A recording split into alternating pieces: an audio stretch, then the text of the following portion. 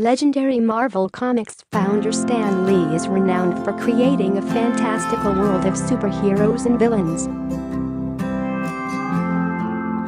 But unlike his DC rivals, who set the likes of Batman and the Joker in the fictional city of Gotham, Lee based his characters in the gritty real city of New York.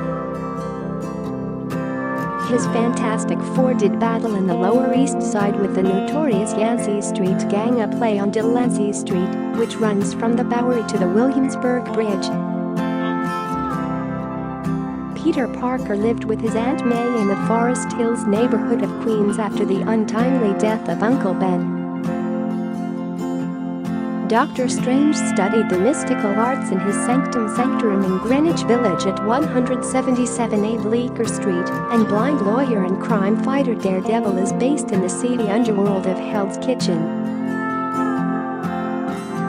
While the Avengers Mansion appears both in the comics and the movies as a Beaux Arts Palace, it was inspired by the impressive Henry Clay Frick's Beaux Arts Palace on the Upper East Side at 1 East 70th Street. It's not surprising that Marvel's characters are so steeped in New York, considering its creator. Lee was born on the west side of Manhattan on 98th and West End Avenue in 1922 and grew up in the Depression in New York City. Spending his life in the city, he has seen New York through its many ups and downs, including the gangs of the 1940s and crime-ridden streets in the 1960s and 1970s, which gave him plenty of villains for his superheroes to fight. New York is a large city, and, in such a vast, sprawling metropolis, you'll find all kinds of characters and crooks. The comic book writer wrote the line in 1964 as the opening for the fourth issue of Daredevil to explain why no one even gave a second look when a man dressed head to toe in purple strolled into a Manhattan bank's City Lab reports. But it's a sentiment that still rings true for the city and made it the perfect base for Lee's many weird, wonderful and incredible characters. And if superhero stories could happen around us in real city, then maybe real people could be heroes too.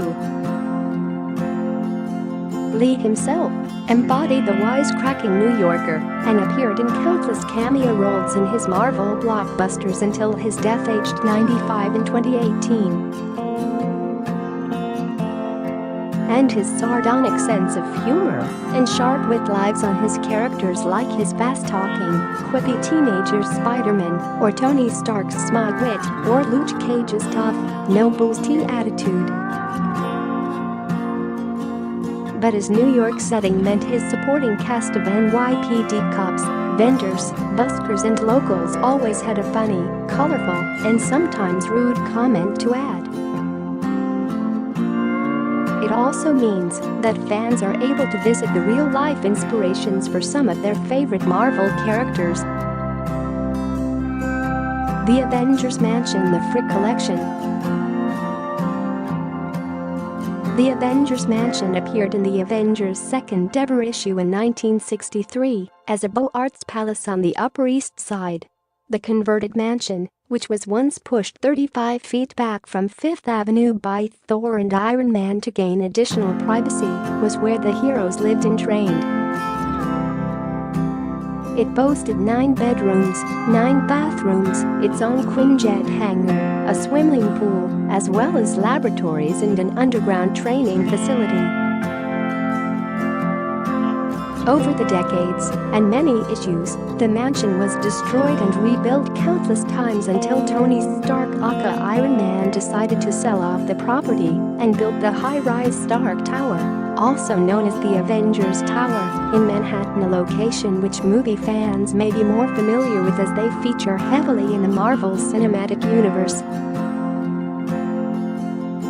Lee freely admitted that he based his designs for the Avengers Mansion on the former home of industrialist and art collector Henry Clay Frick, who donated his home at 1 East 70th Street and everything in it to the public when he died in 1919. The massive building takes up an entire block of Fifth Avenue and 70th Street in Manhattan. and is now houses the Frick Art Reference Library in the Frick Collection.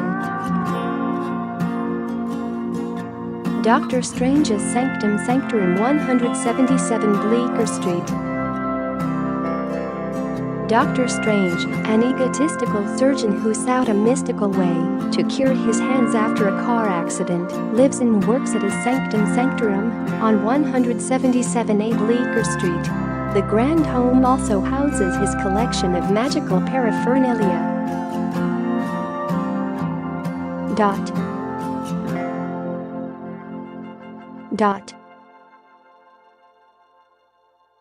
But with Dr. Strange's magical powers of deception, maybe not all is as it seems. Yancy Street Gang. Delancey Street. The Yancy Street Gang first appeared as Fantastic Four in 1963 and made frequent reappearances as the Thing's bullies. Originally just kids, later depictions showed them with adult members, all blue-collar workers in hard hats, that live in the neighborhood. The gang is a clear take on New York's Delancey Street, which runs from the Bowery in Manhattan's Lower East Side eastward to the Williamsburg Bridge, although in the comics it intersects with 10th Avenue, which is on the west side of Manhattan. They torment the Thing, sending him booby-trapped gifts and mocking him because, before his transformation, a young Ben Grimm formerly led the gang before leaving for loftier pursuits. However, while they are described as a gang, Yancy are really more troublemakers than criminals and have even helped out the Fantastic Four against a supervillain or two. Today, the recently gentrified Lower East Side is full of trendy bars and shops, but back when Lee first wrote the Yancy Gang into existence, the area had yet to up and come in somewhere a gang of mostly good-natured hoodlums could call home. Aunt May's home, Forest Hills. The location may be where Peter first realized his powers as Spider-Man, but the area remains a quiet, family-friendly neighborhood to this day. Parker later moved away to his own apartment in the city, but Aunt May's house always remained home for him. The Baxter Building, 300 Watts 42nd Street.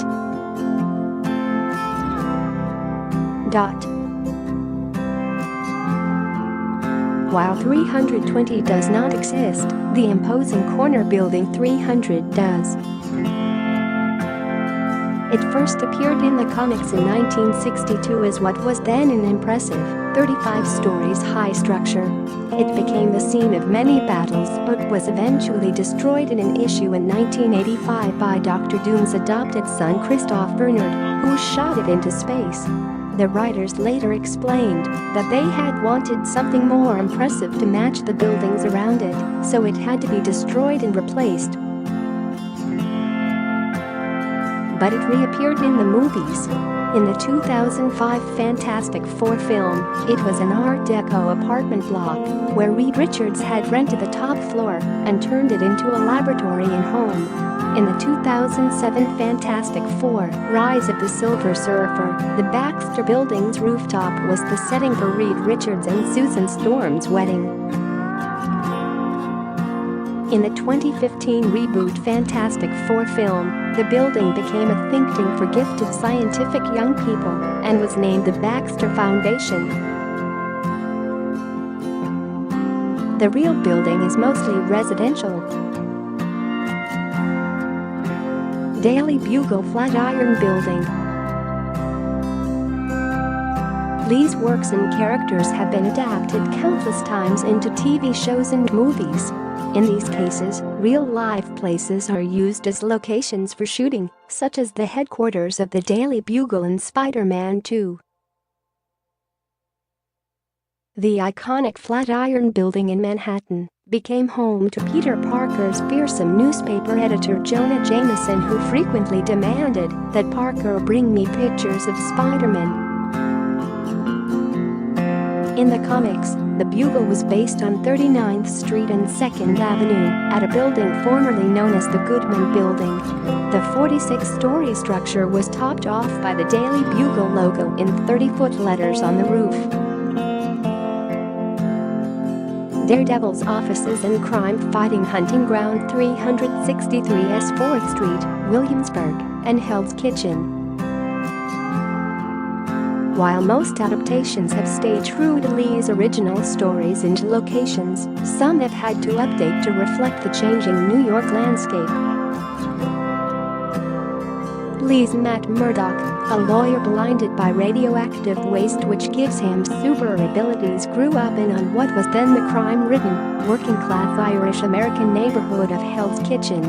The area was once home to Death Avenue, and its many gangs and turf wars were the inspiration for West Side Story, making it the perfect home for a fearless hero determined to avenge his boxer father's death. But since the 1990s, the area has been gentrifying, and rents rising as young Wall Street financiers move in. So in the latest adaptation, Murdock's offices are in Brooklyn, on the edge of Williamsburg, where he meets clients and fights crime.